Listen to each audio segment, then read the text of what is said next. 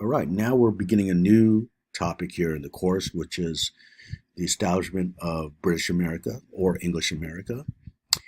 And from this point forward, we'll be focusing almost exclusively upon English settlement in the New World. Um, as I mentioned in the previous discussion, um, England lagged behind the other European empires, the Spanish, the Dutch, the French, for a host of reasons, and these were primarily domestic in nature, meaning that within the state of England itself, you see a lot of domestic cultural conflict and instability and turbulence. You may have heard of the Tudor monarchy at the time, who struggle. I mean, there was a lot of civil unrest during the late 1400s into the 1500s. And you certainly had religious conflict in the form of Protestantism versus Catholicism. Okay. And by the way, this enveloped a lot of Europe, not just England. And we'll talk about the Reformation movement that was initiated in the early 1500s soon. But just to relate it to English immigration at the time, or lack of, okay. Um, During the 1500s, there was so much religious conflict between Catholics and Protestant denominations. In fact, there's going to be conflict between different Protestant denominations against each other. Okay, for example, Puritans versus the Anglicans. You may have heard of Bloody Mary, right? Mary was a queen, and because of her devout Catholicism, she basically wanted to slaughter a lot of Protestants, hence her nickname Bloody Mary. Okay, so this is kind of indicative of what was happening in terms of the religious conflict happening in England, which, as I mentioned, would be both a reason why they didn't initially involve themselves in New World exploration, but later on, it'll be a primary reason why you see more immigrants coming from England to the New World, namely in the form of Puritans, right? You may have heard of Puritans who would go on to colonize what we call New England today. Well, they're going to be spurred by, this attempt to establish this perfect Christian community in the New World. Okay, so um, it wasn't until you had this strong monarch in the name of Queen Elizabeth during the later 1500s in England where you see the state of England becoming more interested and invested in the foray of establishing English presence in the New World.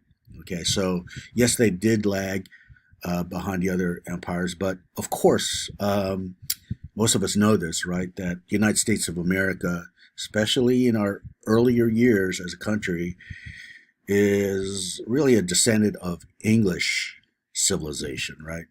So that's why a lot of American history focuses um, on English American colonial history. But this is a good segue to go to the next slide because we discuss Spain and French and Dutch colonization.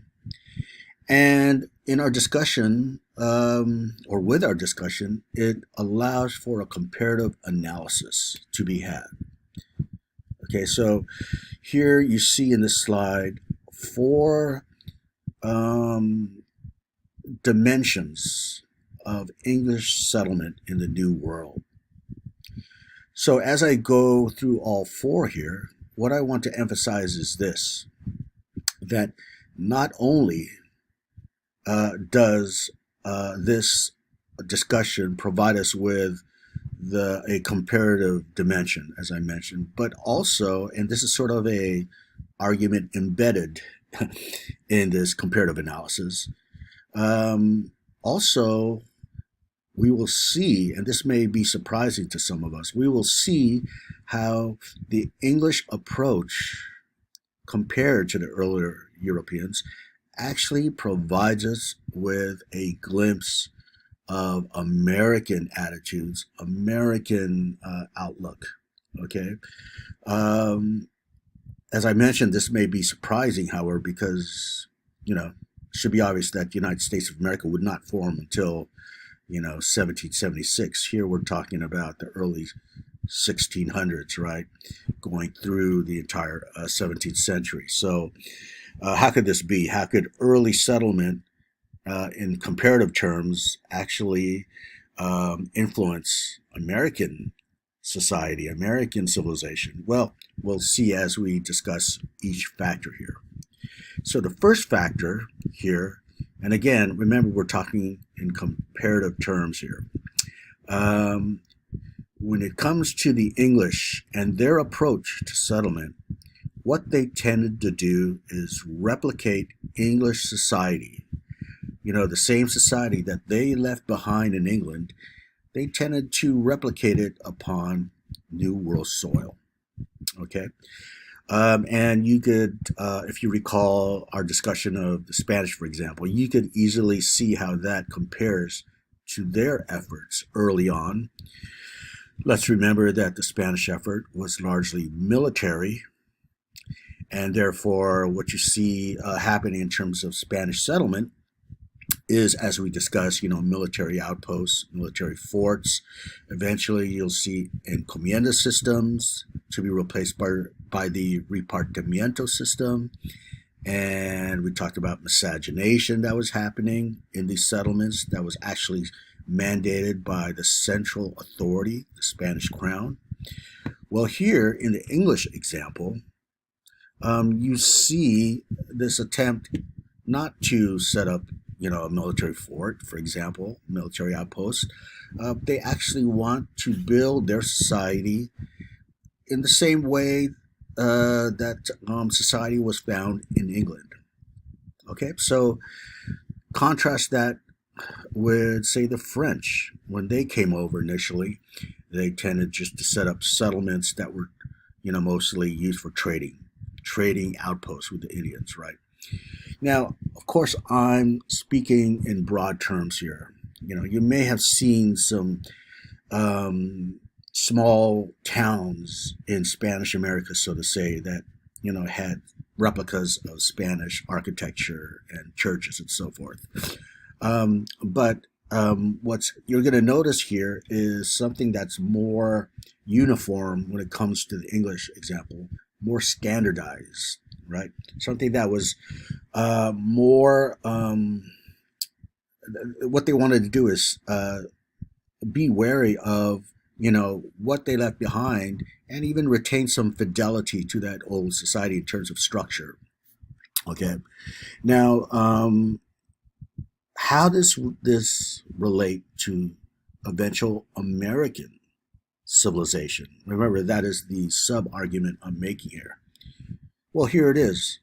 Relate what this means in terms of miscegenation, right? With the Spanish effort, you did have the mixing of the races, quote, interbreeding between the races. Well, here, if you want to replicate English society, you don't really engage in that. In fact, for the most part, that particular outlook, excuse me, that particular outlook was frowned upon. You do not engage in miscegenation. Okay, English society is all English, right? Not mixed. Now, we could see how, due to the central authority, in the case of Spain, they mandated that. So therefore, it became more mixed, right? Here, you're going to have, in terms of English settlement in the New World, different settlements in different geographic regions. For example, you'll have the Puritan settlement in what we call New England today, but you'll also have, let's say, Quakers settling in what we call Pennsylvania, and also you'll have a more commercial effort, right? Meaning economic in its ambitions in the New World, happening in Virginia. All right. So there's different motivations when you talk about all three areas, and I'll discuss this very soon. The three early variants of English settlement. But for now, just remember that what they're trying to do here in all areas geographically is more or less, again, I'm painting with a broad brush here, but more or less replicate English society upon New World soil. Okay. All right. So hopefully you could see the connection with that and English, or excuse me, American civilization in terms of miscegenation. That being just one example, right? Okay. And the other two factors, or the next two, you can notice the word decentralized there. Okay, so automatically that should alert us to something. And it's something that I've already discussed in the first 10 minutes here. It's this idea that when it comes to English settlement, in comparative terms, it will be decentralized, meaning that there's no central authority basically controlling the English effort in the New World. Efforts at exploration, settlement, economic activity, religious settlement, all that stuff. It's not emanating from a central authority. And eventually, the consequence of that is it won't be so clear, especially when compared to, say, Spain. It won't be readily evident the relationship between the colonies and the mother country. Okay? And this is going to be important when we discuss the American Revolution. All right. Now let's talk about number two, which is more specific about decentralization, and that's the idea of decentralized religious authority. Okay, we're fully aware that the Spanish example showed this notion of conversion, right? Conversion of the natives into Catholicism. That's very centralized. You know, even Catholicism itself is a centralized form of Christianity, right? You may be aware of the fact that there's the Pope at the Vatican. There's even this capital, if you will, more or less, right? A capital for Roman Catholicism at the Vatican. And, you know, you could look at the Pope as a religious form of monarchy, right? He's the king and the top, you know. And I know the analogy is it's a very loose analogy, but more or less it's helpful. He's the guy on top. What he says goes, right? And it percolates downwards to those below them, right? And all the way down to Catholic worshipers across the world, right? So it's very centralized. What the Vatican says, what they establish goes for everyone, okay? So when it comes to the English example, we do not see a centralized religious authority that's basically dictating the patterns of settlement in the New World, particularly as applied to religious settlements, meaning Puritans, Anglicans, let's say Quakers in Pennsylvania, so on and so forth. Okay. Rather, we see that each area in the New World, each area of English settlement, of course, has its own religious practices. Okay, that's because there's different religious denominations occupying that different geographic area. Okay, it's very decentralized. In New England, again, I'm repeating, in New England, you had the Puritans. And they had their ways, religious ways, they had their religious beliefs, their precepts, their protocols, but they certainly don't apply to, let's say, another religious community in Pennsylvania. Okay? Pennsylvanians and the Quakers, and later on other Protestant denominations that follow the Quakers, they'll have their own religious beliefs, right? And they don't apply to anywhere else but Pennsylvania. Okay, so it's decentralized. Obviously, this is in contrast, fundamental contrast, indeed, with Catholicism. Okay. All right. Now, this is going to be the approach when it comes to settlement in the New World that's spurred by religion, precipitated by these worshippers fleeing religious persecution in England, right?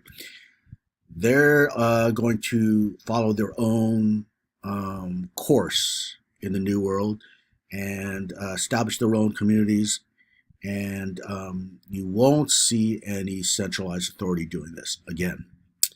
All right, so let's think about number two now and go back to our, if you will, secondary argument we're making. And that's the argument that these factors that characterize early settlement actually explains a lot about the American outlook. Well, look at number two. It's decentralized religious authority. How does that relate to America in 1776 and even today? Hopefully you could see what's happening here. The idea that even in our country today, let alone in 1776, when we first established ourselves as a republic, independent from the mother country of England, we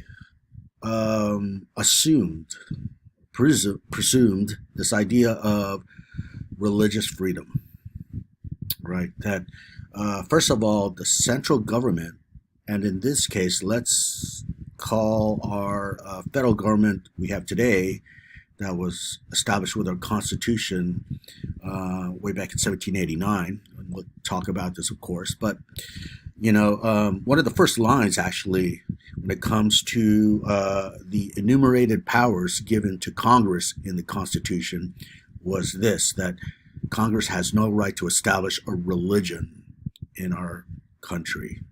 Okay? The federal government, the central government, in other words, has no right to intervene in the religious lives of its citizens. Okay, so that should remind us that, our country is founded upon this idea since the Constitution that,